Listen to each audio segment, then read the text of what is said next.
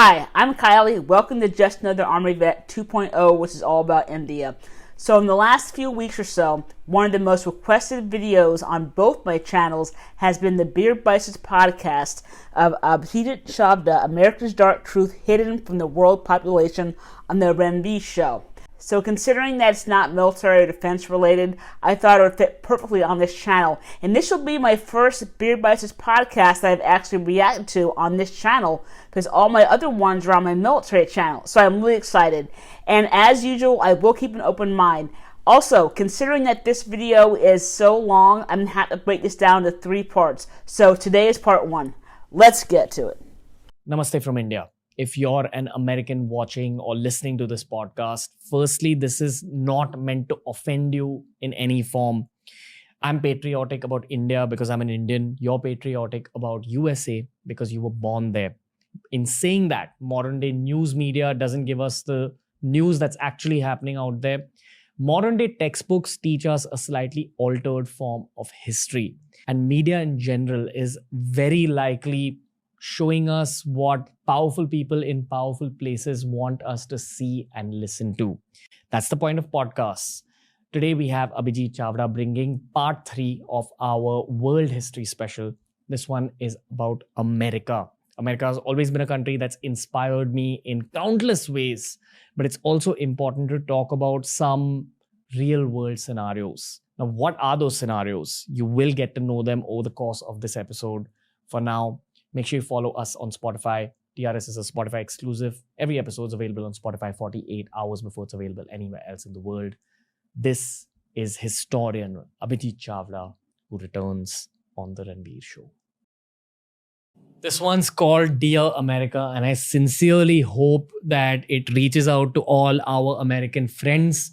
Keep in mind, as with any episode with Mr. Abhijit Chavda, we will be talking about controversial subjects that will offend some people.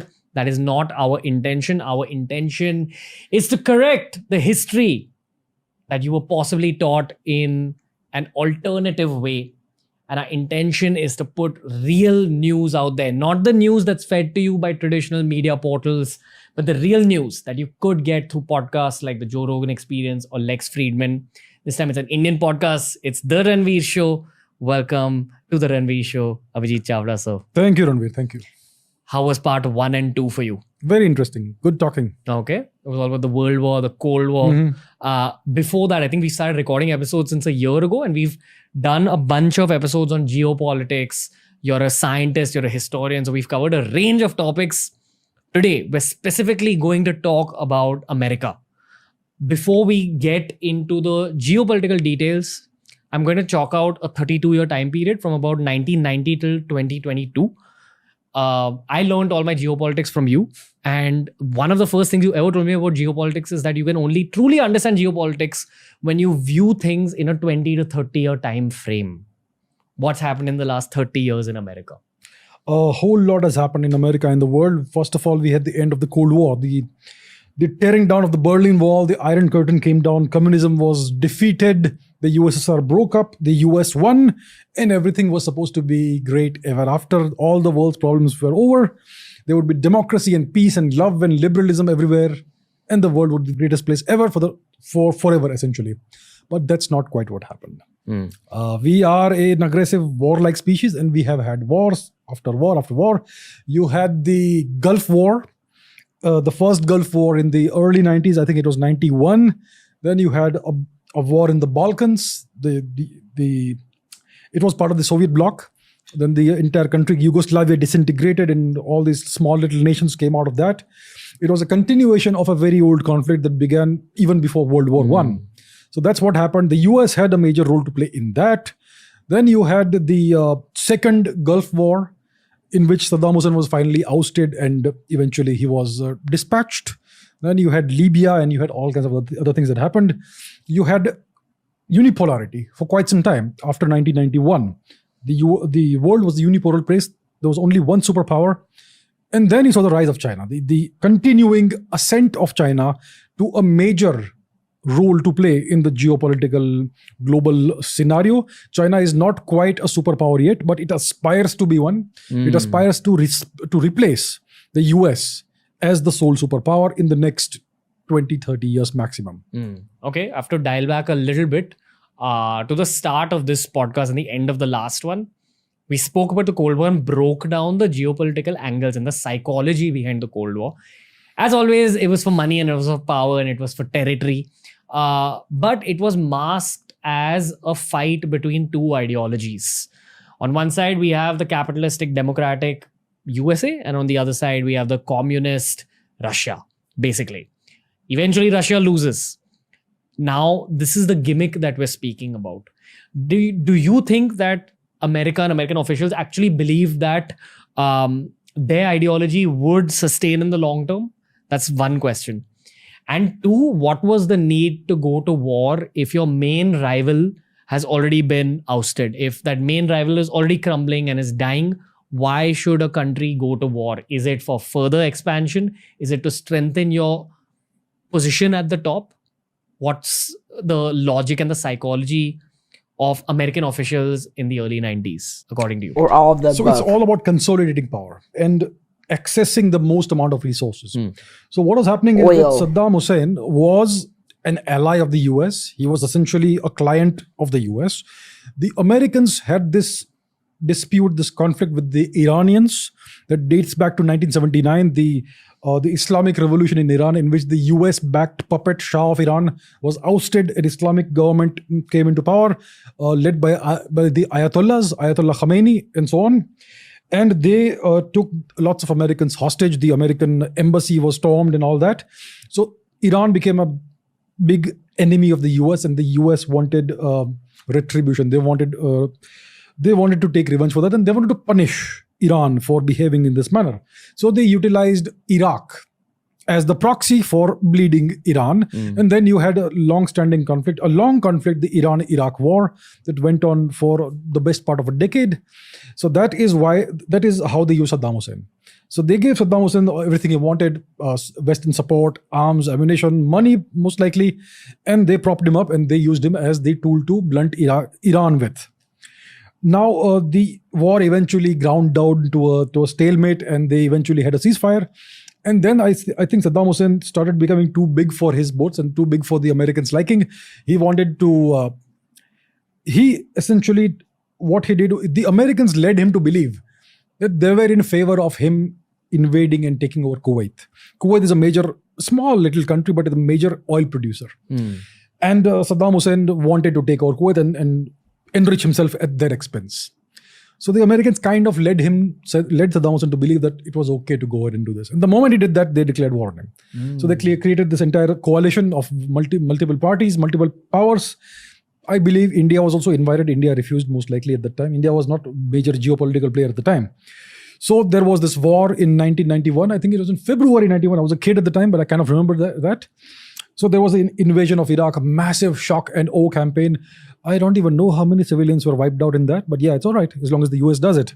Massive aerial bombardment of Baghdad. There was bombardment in other places as well. Civilian targets were wiped out, flattened to the ground. Basra was targeted. Many other places were targeted. And the Iraqi country was devastated. The nation of Iraq was devastated. I believe I was in middle school when the war actually broke out. And I do remember watching it on primetime TV every night. A lot of news coverage on the Patriot missiles and the Scud missiles, and they're talking about soldiers drinking lots of water and having to prepare for NBC attacks. I remember listening to interviews with Colin Powell and General Schwarzkopf. I remember a U.S. barracks in Saudi Arabia getting attacked and a lot of American soldiers getting killed. That's what my main memories are. Oh, and I do remember that girl from Kuwait who was talking about taking the babies out of the incubators, which it might have been BS actually. That's a whole nother story. But those are my main memories of the war. What they didn't show on Western media was all the civilians that were being killed. I mean, I don't remember hearing any stories about that. So massive destruction, lots of casualties. Saddam Hussein remained in power. And then there was the final act of the war was the highway of death, in which massive convoys of Iraqi military vehicles retreating from Kuwait, going back into Iraq, were just wiped out from the air. massive, just a massacre all across the highway. The photographs are horrible. It was a plain massacre. They were not trying to fight back, but that's what happened. I don't remember but that. As long as you're killing the bad guy, it's all right? So that's what the US did, and they were not able to dislodge Saddam Hussein. That thing was done later on in 2003. Do American citizens know about the truths of their nation? I'm assuming most don't, because they follow traditional news media just like India. Traditional news media is always going to be slightly biased, if not completely biased.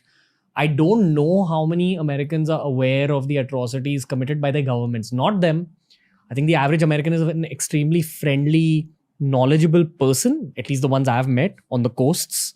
But often the government and geopolitical agendas are not a correct representation of the people. Do the people know that the country has been sitting on the top and kind of orchestrating a lot of things all over the world? See, I've lived in the US on multiple occasions, at least three times. And the Americans are nice people. They are very nice people. They are friendly. It's a very open society. They believe in democracy. They believe in freedom, all those things. And most of them believe that their country is a force for good. I'm not saying it's entirely an evil country or a force for evil, but there are many questionable things and things that are not great that the country has done. I think it's now quite openly available on the public domain in social media. It's available on Wikipedia if you read Wikipedia. The number of regime change operations the US has done, the number of undemocratic coups they have orchestrated. I mean, it's not the hallmark of a country that believes in freedom and democracy and human rights.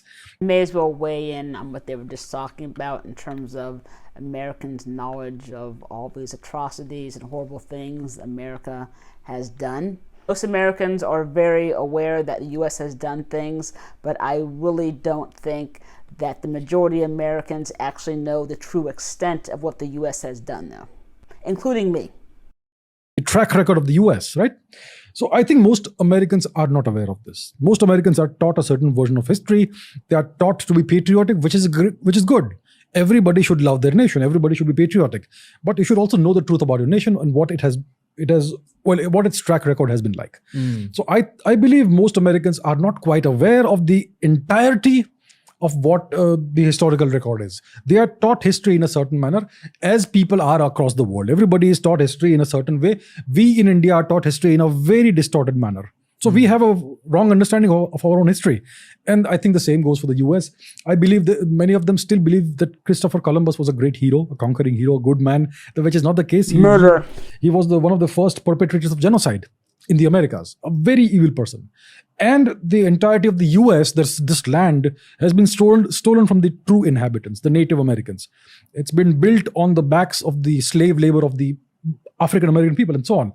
So many of these facts have been varnished or whitewashed out of history. Nowadays, people are beginning to become aware of this, but I think there's still some way to go. So Columbus Day is a national holiday in the United States. However, over the last decade or so, it has become more and more controversial because more truths about who this guy actually was have been exposed. When I was in elementary school back in the 80s, we were taught just how good Columbus was because he discovered America.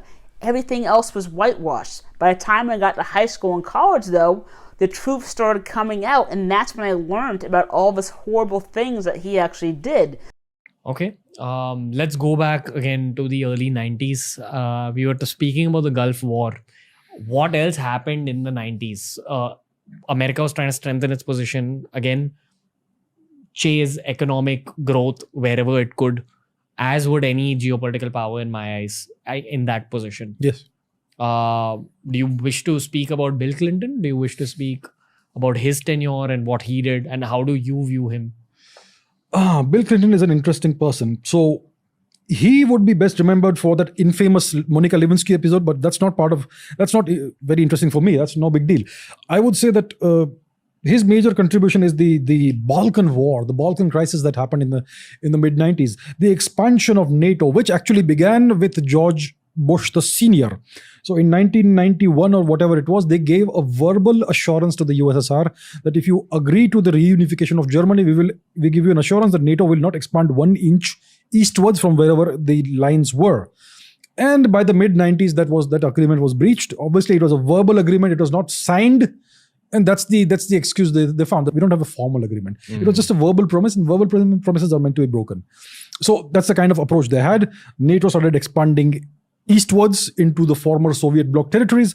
That began the initial phase of that was under George Bush the senior. It continued under the presidency of Bill Clinton. Then there was this entire conflict in the Balkan region, the former Yugoslavia, the bombing of various the ancient enmity between these various ethnic groups. It all burst out into the open. The Serbs, the Croats, the atrocities that happened in World War II, World War I, the neo-Nazi elements within that, then the religious angle between the Bosniaks who were Muslims and the Croats and the Serbs who are Christian. It's a mess. The Balkans are a mess. The problems that they should have resolved in World War I and II still exist. Those wounds are still open. And the Americans went ahead and kind of reopened the wounds. They took sides. They bombed civilians. Lots of atrocities happened there. It's all available in the public domain. It's a fact. The American army took part. The NATO took part. So you don't say the Americans did it, you say NATO did it. But who owns NATO? It's the US.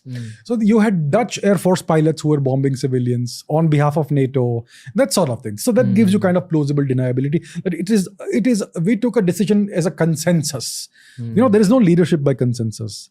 If you know leadership is about one person. It's about the biggest fish in the pond that decides what's to be done. But in order to spread responsibility, you say it's NATO that has decided this. And NATO is a coalition of a number of countries or the whole of Western Europe. So you can say that it was, if there is guilt, it is collective guilt and collective responsibility. So human rights violations happen, though we deplore that. It's unfortunate. But, no one person is responsible for that. That sort of approach, it's always been that way. Dialing back a little bit, this concept of precedents. Firstly, I don't think one human being can rule an entire country. That is definitely not the case. No, it's not. Let's kind of burst that precedent bubble for non-Americans who don't understand it too well or Americans who believe a little bit too much in it. What's the actual standpoint that you have as a geopolitical observer on this whole one precedent system? Why isn't there a group of people running America instead of just one president? Or the alternative question is there a secret group actually running America, and is the president just one of those people? Is he just the face of it? Sometimes life imitates fiction, sometimes fiction imitates life. There is this very interesting book that I read a long time ago, maybe two decades ago. It's called The Hitchhiker's Guide to the Galaxy. Good book. It's by Douglas Adams, one of the most celebrated science fiction comedies of all time. In this story, in this fictional universe, there is a character called Zaphod Beeblebrox, who is the president of the galaxy, the galactic president. His job as president is to divert attention from where the real power lies with his antics. So I know it's fiction, but there is always a grain of truth in a fictional story. So I am not putting forth any conspiracy theory, but power is a mysterious substance. It's not always what it appears to be. There is this book called The Dictator's Handbook. Read that. That actually goes to the root of what power is. Power is never about one single person. You may have a single person who is the figurehead, the dictator, Saddam Hussein, Joseph Stalin, Mao Zedong. But that person can never be in power unless there is a group of people around him or her who are the trusted inner circle. The rule of power, the first rule of power is that the indispensable people whom you need to rule the country, keep that group as small as possible. And you need a larger pool of people who are the expendable, dispensable minions, but on whose loyalty you can count. Make that group as large as possible. So one group size you to minimize, the other group size you to maximize. Ever heard of the Illuminati or the Freemasons? It's kind of like where he's going to in this conversation, I think. And that's typically how power works. Now, when it comes to the US, we say that the US president is the leader of the free world, the most powerful man in the world. Thus far, it's been a man. Well, we currently have Mr. Joe Biden. How powerful does he appear to be? Does he even appear to be conscious, fully conscious, in full control of his faculties? It does not appear to be the case. And his deputy, the lady, what's her name? Kamala. Harris. Madam Kamala Harris. She doesn't appear to have any leadership qualities at all. So then the question is, who's truly ruling the country? Because a lot of Americans believe that. Is that what the world's impression of Biden and Kamala are? That Biden is having some dementia issues maybe, and Kamala is just kind of there? the country is being ruled, it's being administered, it's been run, governed, whatever. Who is really doing that? So in the US, it's no longer quite a conspiracy theory, the concept of the deep state. There is an unelected core body of unelected officials or whatever it is who are part of the government. They call it the deep state, whether it's the Pentagon or whatever. These people come to office, they are inducted in this organization, the Pentagon or whatever the core of this governance system is, and they are there for life. They are there for life. They're not elected by anyone. How do they reach that team? I think there's a whole vetting process and various criteria. For example, if you want to be an FBI agent, thousands of people apply, but only one out of a few thousand ever gets inside. The same thing was there with the KGB. It was an elite organization, the KGB. And similarly for the deep state, the Pentagon, etc., the CIA, FBI, you would have a very strict, rigorous vetting process. And only if you fulfill very stringent criteria, your aptitude, your all of those things, then you would be inducted into that. And once you're in, after you have proven yourself up to a certain extent. There may be a probation period and all that. But once you're part of the inner circle, you're in, and nobody can dismiss you. You're not elected, and you essentially are, in some cases, maybe accountable to no one. Maybe only accountable to your inner circle and all that. So there seems to be a deep state in the US. I think people have been noticing that and pointing this out since the 1960s, since the days of the assassination of John F. Kennedy. Right? That was 1966, was it? When he was killed Kennedy. Yeah, that was the same year Lal Bahadur Shastri was also mysteriously found dead. It was a strange year. So from that time itself, and there are various books written about this, The Devil's Chessboard. That's one that comes to mind. There's plenty of literature about this. So for instance, in the John F. Kennedy assassination, the official version is that the president of the US in Dallas was shot by a single lone gunman from behind. That's the official version that is put out even today. Now the video, the film of the assassination, the actual recording is available. It's even there on YouTube. They say that he was shot from behind, from up there on a building. If you see the film of the assassination, you will find that when the motorcade comes into view, he's already clutching his throat, like something's hit him here. And then there is the kill shot, which is something I would not recommend anybody should watch. It's terrible. His head explodes in a cloud of blood and brain. And the impact of the bullet is from the front. His head whiplashes backwards like this. So clearly he was not shot from behind. Clearly. I mean, it's there for everybody to see. So they have been hiding the truth about the assassination of their own president. And God knows what else they've been hiding. Why did they want to kill him? Now, these are conspiracy theories. I don't have the answer, but people have various theories. One theory is that it is his own government, deep state, that had him killed off for whatever reason. Maybe he was getting too powerful. Maybe he was too close to the mafia. Maybe it was nepotism that they didn't want. Or maybe he was too much in favor of peace and not in favor of military expansionism. Vietnam There are War. lots of theories. Because there's money in military expansionism? The military industrial complex is what rules the US. That's another component of the deep state, the military industrial complex. One of the biggest industries in the US, apart from pharma, is the military complex. Yeah, and they sell weapons to the entire world. The Saudis are one of the biggest clients, which is why Saudi Arabia is a client state of the US. Okay, so there's a whole lot of murkiness going on here. So John F. Kennedy was in favor of peace. He was not in favor of military expansionism. So for instance, the CIA had the African nationalist leader Patrice Lumumba assassinated. He was deposed in a military coup, and then he was executed, very unfortunately. This was done without the knowledge of John F. Kennedy. The invasion of Cuba, the Bay of Pigs invasion, was done without the approval of John F. Kennedy, because the US wanted to invade Cuba and get rid of Fidel Castro.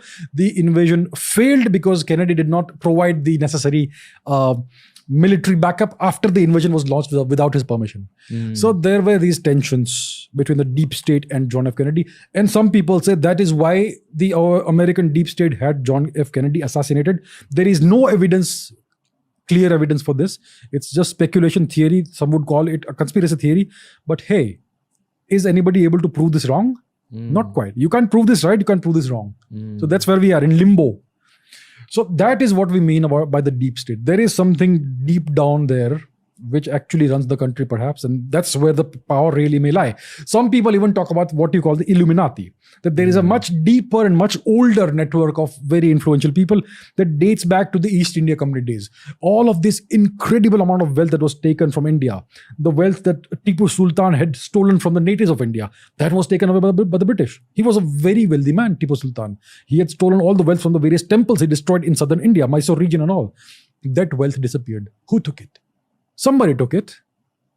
So much of this ancient wealth from India, some people claim, is now in the hands of certain very old wealthy families that never reveal themselves. And maybe that's what we call the Illuminati. And these people may be distributed across Europe and the Americas. Because the most powerful people don't recognize any boundaries or borders. That's only for common small people like us, right? And they also say the actual richest people in the world aren't on the world's rich lists. No, of course they won't be on the rich list. Those are the chota mota log, the small fry, the small fish, the ones who are on the rich list. And the ones who are on the rich list, the top 2%, they aspire to move to the next level, to achieve nirvana and go to the higher plane of existence among the true rich. So that's what people claim, that these are the conspiracy theories out there. Okay, do you wish to talk a little bit more about Bill Clinton, or do you wish to talk about George W. Bush? Well, George W. Bush has been one of the most entertaining presidents of the US. Bill Clinton was the red-blooded Democrat, but George W. Bush was the gaffe-prone president. Really funny guy, unintentionally. So yeah, he came to power after George W. Bush, which year was it? 2000. And it was a very, very, very narrow election victory against Al Gore. Al Gore. It went down to the wire. But eventually George W. Bush Jr. Came to power, and he spent the first few months playing golf and doing whatever. And then 9/11 happened. Those planes flew themselves apparently into the World Trade Center towers. Terrible night. I remember it very vividly because I kind of saw it almost live. The second plane. So yeah, so that happened. And so that's when George W. Bush had to man up, become the president finally. And he said that we're going to smoke them out. You're either with us or against us. He launched an invasion of Afghanistan first. And Pakistan was the linchpin behind that invasion. It all went through Pakistan. Yeah. I gotta stop this conversation for just a bit. Have you seen the Netflix documentary on 9/11? So it's called Turning Point 9/11. Very heavy watch, where they have actual witness accounts, etc. Makes you really understand the gravity of how intense that terrorist attack was. Oh yeah. We had a pretty intense terrorist attack back in 2008 in India. Yes. Taj 26/11 attack. Mumbai. This was also very brutal in its own way. In saying that, and I'm trying to say this in the most empathetically aware state of mind. There are conspiracy theories spoken about all over the world that possibly even this was an orchestrated attack to be able to fuel or hasten up the next big geopolitical move. Yeah. And I know this is a very controversial statement. And I say this with deep empathy as well as sensitivity to the situation. But I would also like to have a bit of a commentary on this angle. Do you have anything to say so? Yes, so many people, they would be termed conspiracy theorists. They have alleged that maybe this was an inside job. Some people have claimed, I've seen this in various documentaries at some point in time, that there were those demolition charges were placed in the building, and when it came down, it was like a controlled demolition. The building did not come down at an angle; it came down like as if it was a controlled demolition. That's what they have alleged. Some people said there was another building right next to the World Trade Center towers that also came down mysteriously for no reason whatsoever. Then they say that when the Pentagon was hit, where is the evidence of the plane? You don't see a single engine. You don't see any superstructure of the tail or whatever, any wings. You just see a destroyed building. When it comes to the other flight that went down in a field, you don't see any trace of an aircraft. When an aircraft crashes for whatever reason, you see traces of aircraft parts. Engines typically, wings, windows, You would see luggage, you would see bodies of people. There was nothing there. So these are some claims people have made. And from the photographs, it looks like they are accurate claims. So the question truly is, what really happened? Now, I am not one of those people who claim that this is true because I don't have sufficient evidence to prove it this way or that way. So I think one would have to stick with the official theory, or the official claim is that the planes, there were 4 planes. 2 at the World Trade Center towers, 1 at the Pentagon, and 1 went down in a field because the people wrestled the pilots down and they made the plane crash.